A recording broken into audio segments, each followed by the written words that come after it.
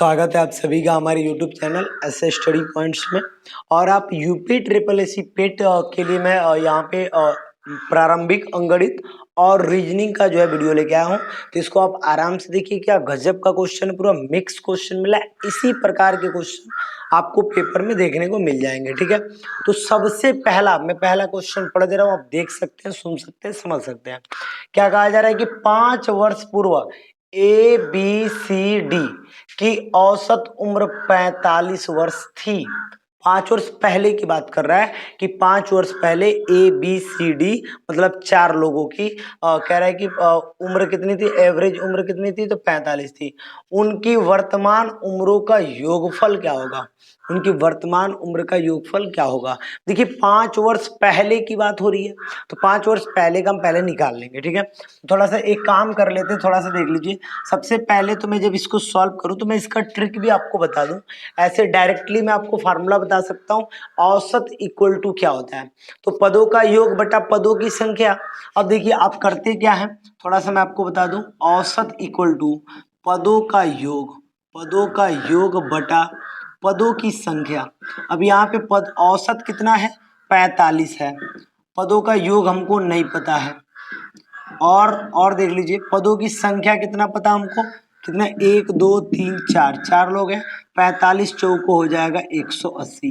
तो एक पदों का योग आ गया, अगर जो यहाँ पे इतना समझे तो 180 आ गया। लेकिन ये कब का आया है, तो 5 साल पहले का आया है। अब 5 साल बाद की स्थिति हम देखें तो 5 और कितने लोग हैं, 4, तो 5 चौको 20 हो जाएगा। तो पदों का योग यहाँ पे कुल हो जाएगा 180 प्लस क्या निकल जाएगा, 20, अर्थात कितना निकल जाएगा, 200।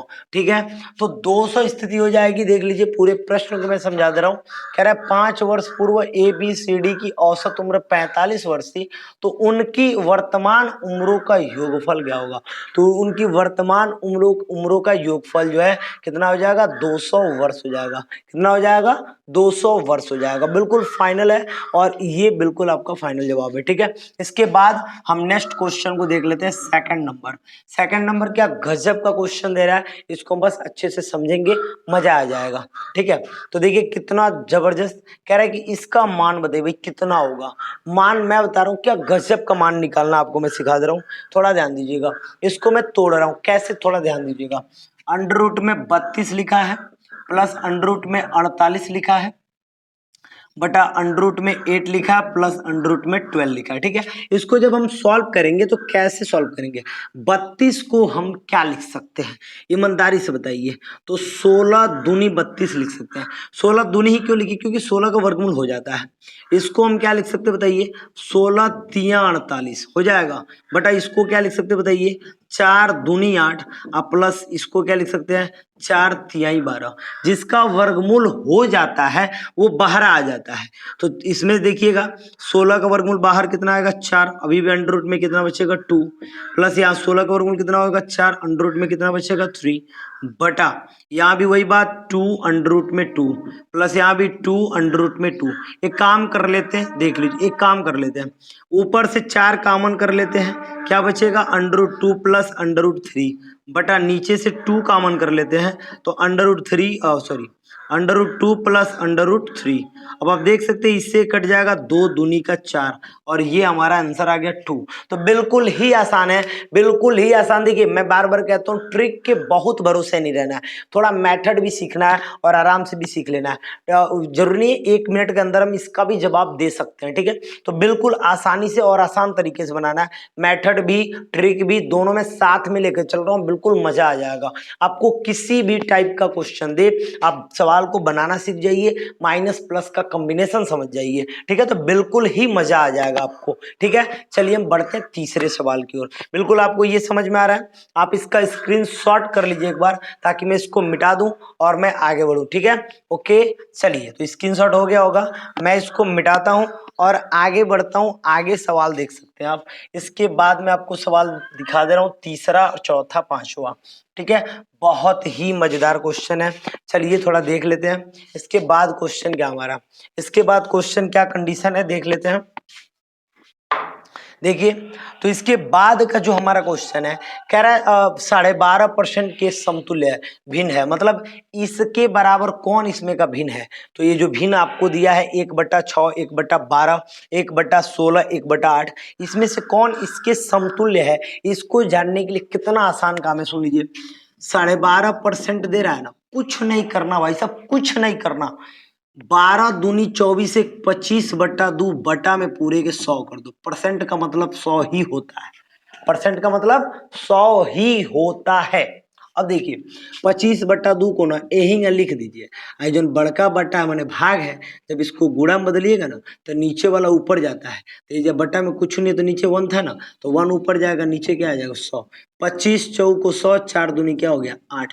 तो बिल्कुल एक्यूरेट आंसर आ गया। बिल्कुल एक बार और मैं आपको बता दे रहा हूँ, 25/2 और नीचे 100/1 मान सकते हैं। 25/2 लिख दिया हमने और इस भाग वाले को मैंने गुणा बदला, तो नीचे वाला ऊपर चला 1/100 आ गया, और 25 चौको 100 और 4 दूनी क्या हो गया भाई सब 8 हो गया। बिल्कुल क्लियर है कि बिल्कुल फट से आपका आंसर आने वाला है, कोई डाउट नहीं होगा, कोई दिक्कत नहीं होगा, ठीक है। तो बिल्कुल मजेदार क्वेश्चन है, बोलिए मजा आ रहा है कि नहीं आ रहा है।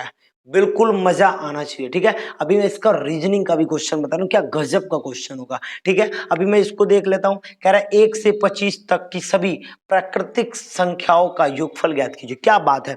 सबसे पहले तो आपको मैं बता दूं कि प्राकृतिक संख्याओं का योगफल का सूत्र क्या होता है। क्या गजब होता है भाई साहब। देखिए मैं चौथे को सॉल्व करूं, 1 से 25 तक कह रहा है, 1 से 25 तक कह रहा है, कहां तक 25 तक कह रहा है कि इस 1 से लेकर 25 तक का योग बता दीजिए। अब ऐसे जोड़ेंगे नहीं ना, तो फार्मूला देखिए क्या गजब का फार्मूला है, ठीक है। क्या होता है n+1/2, ठीक है। कितना आसान है, कुछ मत कीजिए आप। n कितना दे रहा है 25, n+1 मैंने 26/2 हो गया। ये आपके मन में भी चल सकता है और इतना ही मात्र लिखा सकता है और आंसर आ सकता है 2 से 13 बार में। तो 25 गुणे हो गया 13, 25 दहा में आपको पता होगा 250, ठीक है। और 25 तिया 75, तो 250 में 75 जोड़िएगा तो 325 हो जाएगा। बिल्कुल ही सही जवाब, बिल्कुल ही सही जवाब, कोई डाउट नहीं, कोई दिक्कत नहीं होगा। यहाँ पे इसका मल्टीप्लाई आप करा लीजिएगा, बिल्कुल 325 ही आएगा। मैंने कैसे करा, 25 10 3 13, तो 25 दाम में 250 और 25 तिया 75 को ऐड कर दिया, ठीक है। यही काम में क्यों, जरूरत जैसी हो वैसा मैं काम करूंगा, ठीक है। तो देख सकते हैं बिल्कुल ही आसान आ रहा है, कोई डाउट नहीं होगा, कोई आपको दिक्कत होने वाली नहीं है, ठीक है। हम आगे बढ़ते हैं और नेक्स्ट क्वेश्चन क्या गजब का क्वेश्चन है। यहां से ये क्वेश्चन तो फिक्स कर लीजिए, इसके पहले वाले वीडियो में मैंने बता दिया है, ये पेपर में आएगा, एक नंबर तो फिक्स कर लो भाई, पेपर में मिलेगा आपको, ठीक है। तो चलिए ये मैं इसके बाद इन दोनों को मैं मिटा के और 5वें क्वेश्चन को मैं बता रहा हूं, फिर मैं आपको रीजनिंग बढ़ाता हूं, ओके। तो रीजनिंग में बहुत ही मजा आने वाला है। चलिए फाइनली रीजनिंग को देखते हैं इसके बाद। चलिए पहले इसको हम चेक कर लें कि ये क्या है।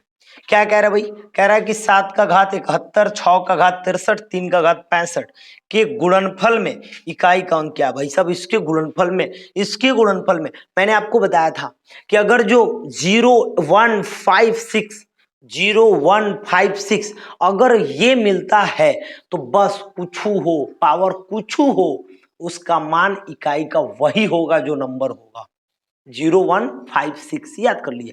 लेकिन ओकरा बाद औरी कोनो मिला तो भाई साहब ऊपरा वाला में से एगो कम कर दीजिए, 4 से डिवाइड कीजिए, जितना शेषफल है उसमें एगो फिर से प्लस कर दीजिए और लास्ट वाले नंबर के इकाई को ऊपर चढ़ा दीजिए। बिल्कुल चलिए मैं बना के दिखाता हूँ, ठीक है। मैंने इसका थ्योरी आपको बता रखा है, फिर भी मैं एक बार पूरा बताता हूँ। 7 का घात 71 गुणे 6 का घात 63 गुणे 3 का घात 65। क्या गजब का कहानी है।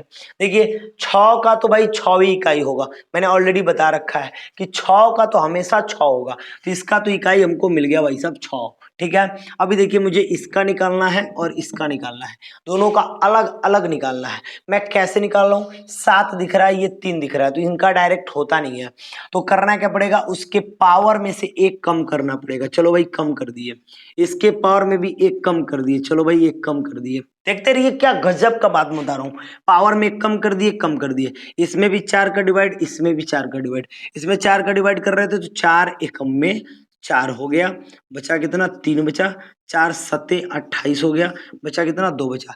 2 में ना एगो पावर जोड़ लीजिएगा, ठीक है, शेषफल में जो भी आएगा। तो यहाँ भी वही काम, 4 से भाग दीजिए, 4 एकम में 4 हो गया, 2 बचा, 4 छक्के 24 हो गया।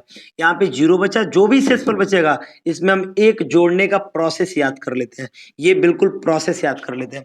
ये जो 2 1 3 हो रहा है और 0 1 क्या 1 हो रहा है, इसको ले चल के इसके पहला अक्षर पे चढ़ाएंगे।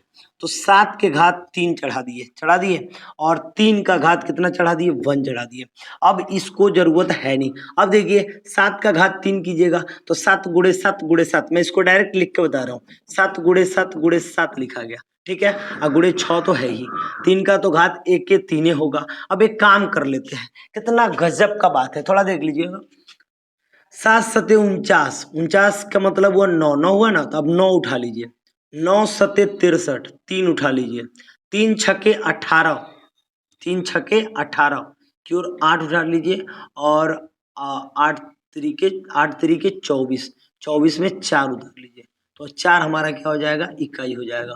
देख लीजिए, फिर से मैं एक बार बता दे रहा हूँ, यहाँ पे बहुत लोगों को डाउट जो हो रही है वो डाउट मैं फिर से क्लियर कर रहा हूँ। 7 का घात 3 मैंने 7 गुणे 7 गुणे 7 लिख दिया, 6 गुणे 3 तो था ही, 7 सते 49 9 मिला, 9 सते 63 3 मिला और 3 छक्के 18 8 मिला और 8 तरीके 24 4 मिला। क्या बात है भाई साहब, आंसर क्या होगा 4 होगा, इकाई क्या होगा 4 होगा, बिल्कुल एक्यूरेट आंसर आएगा। और ये हमारा आंसर आ जाएगा, इसके पहले 325 आया था, 108 1/2 और ये 2 दूनी 4 आया था।